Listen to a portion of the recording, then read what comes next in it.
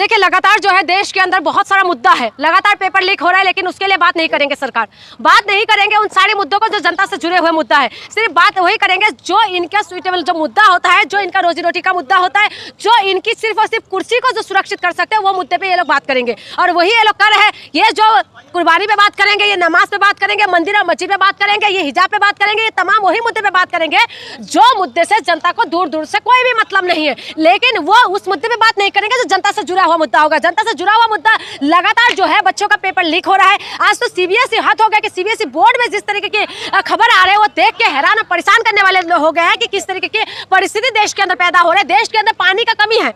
आज पानी की वजह से आपको पता है कि महाराष्ट्र के अंदर ऐसा एक गाँव है जहाँ पर आदमी 3-3 शादियां कर लेते हैं सिर्फ पानी की वजह से, क्योंकि पानी की कमी की वजह से कि पहली बीवी अगर प्रेग्नेंट हो तो दूसरी शादी कर लेते हैं क्योंकि पानी लाना होता है। और ये परिस्थिति इस देश के अंदर है। आज जो है आगरा के अंदर महिला रोड पे बैठे हुए कि पानी दे दीजिए, पानी चाहिए। देश के अंदर पानी की कमी हो रहा है। देश के अंदर गर्मी क्लाइमेट इतना ज्यादा चेंज हो रहा है, पेड़ पौधे काटा जा रहा है, वो सारी मुद्दा नहीं है, रोजगार नहीं है, जनता के पास हाहाकार हो रहा है, लेकिन सबको मजा आ रहा है हिंदू और मुसलमान करने में। आज सिर्फ और सिर्फ ईद पे बात करेंगे, कुर्बानी पे बात करेंगे और तमाम जो मुसलमानों से जुड़ा हुआ कोई मुद्दा होगा उसमें बात करेंगे, लेकिन जो जनता से जुड़ा हुआ मुद्दा उसमें बात नहीं करेंगे। आज पेट्रोल डीजल का रेट बढ़ते जा रहे हैं। आज मीडिया आपको आके सिखाएंगे कि 7 रुपए तो बढ़े हैं, तो क्या हो गया? आप समझे कि आपका मुद्दा मीडिया नहीं उठाएंगे। अगर आप सोच के बैठे हैं ना, मीडिया आपका मुद्दा नहीं उठाने वाला, सिर्फ और सिर्फ जनता को खुद उठाना पड़ेगा। अगर जनता हिंदू मुसलमान पे उलझते रहेंगे तो आप समझे कि आपका मुद्दा उठाने वाला आप कोई भी नहीं है। क्या चाहते हैं? सड़क जाम करें? कौन सड़क जाम कर रहे हैं?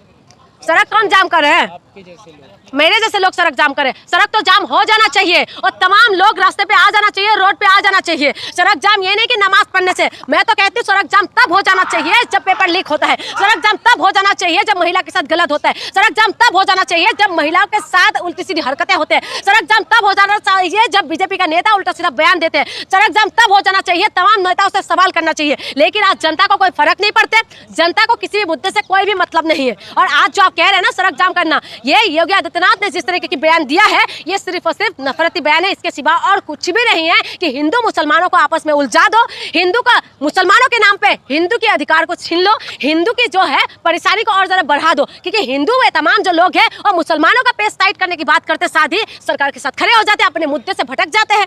ज्यादा भीड़ होती है, योगी जी का कहना है ज्यादा अगर भीड़ होती है तो शिफ्ट में नमाज पढ़ लो, क्या दिक्कत है? शिफ्ट में नमाज पढ़ना बड़ी बात नहीं है, शिफ्ट में नमाज पढ़ सकते हैं। बात यह है ना कि आप बताइए ना, आपका काम क्या नमाजों में बात करने का है? आपका काम क्या नमाज और हिजाब पे बात करेंगे? आप तिलक और टोपी पे बात करेंगे? आप हिंदू और मुसलमान पे बात करेंगे? आपका काम ये नहीं है कि प्रदेश के अंदर स्कूल का व्यवस्था अच्छा करे, प्रदेश के अंदर जो है स्वास्थ्य व्यवस्था अच्छा करे? आप बताइए, आगरा के अंदर लोग आज पानी के लिए हाहाकार हो रहे हैं, बिजली काट रहे हैं, खेत खलियान में जो है लोग परेशान हो रहे हैं, किसानों को उनका दाम नहीं मिल पा रहा है, किसान अपने टमाटर अपनी जो सब्जी है और रोड पे फेंकने के लिए मजबूर हो रहा है। इस तरीके के हालात पैदा कर दिया, लेकिन उसके बाद आप कहते हैं कि हिंदू मुसलमान से सिर्फ जनता का पेट भरेगा क्या? इसीलिए मैं कह रही हूँ यूपी की जनता तो ये सारी चीजें, आज देश की हालत इतना खराब हो चुका है, जो भी हो रहा है मैं तो ये कह रही हूँ ये सारी चीजें हम लोग डिजर्व करते हैं, इसीलिए ऐसा हो रहा है। और जो मुसलमानों के नाम पे हिंदुओं का शोषण हो रहा है और वही चीज करते जा रहे हैं।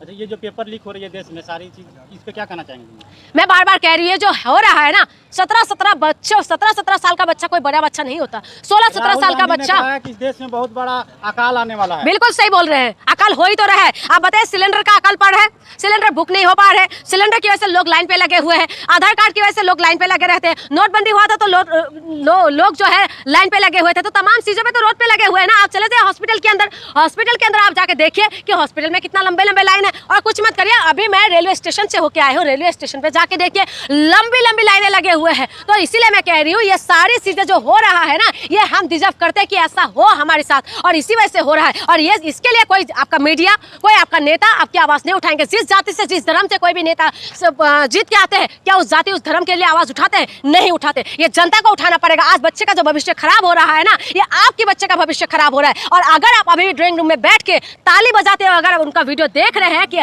चलो एक पक्ष का तो पेश टाइट हो रहा है, कोई बात नहीं, पेश टाइट हो या ना हो, मुसलमानों का कुछ नहीं जाने वाले, हिंदुओं का बच्चों का पूरी तरह से भविष्य खराब हो रहा है। आज देखिए मणिपुर चल रहा है, मणिपुर के लिए कोई बोलने के लिए तैयार नहीं हो रहा है। आज उसको शांत करने के लिए कोई एक आवाज तक नहीं निकाल रहे। धर्मेंद्र प्रधान का इस्तीफा मांग रहा है, लेकिन धर्मेंद्र प्रधान इस्तीफा नहीं दे रहे हैं और कह रहे हैं कि जो बच्चे हैं वो पाकिस्तान के फॉलोवर्स है। और जो अभी आप देखिए छोटा सा बच्चा जो अभी CBSE के पेपर में जिसका साथ गड़बड़ी हुए है, उस बच्चे को बता दिया पाकिस्तानी। बताइए, ये तो हालत है मीडिया का, ये तो हालत है मंत्रियों का। तो आप किससे क्या उम्मीद कर सकते हैं कि ये हमारे लिए इंसाफ करेंगे? आज जनता का हाल बेहाल है। आज जनता अगर लगता है कि मोदी जो है, मोदी उनका बाप है तो उनका बाप मानते रहे, मोदी अगर लिविंग गॉड है तो लिविंग गॉड मानते रहे, तो देश बर्बाद होने के लिए कोई नहीं रोक सकते। जी, सुप्रीम कोर्ट ने आज SIR पे कहा कि जो इलेक्शन कमीशन जो कर रहा है वो ठीक कर रहा है, SIR होना चाहिए।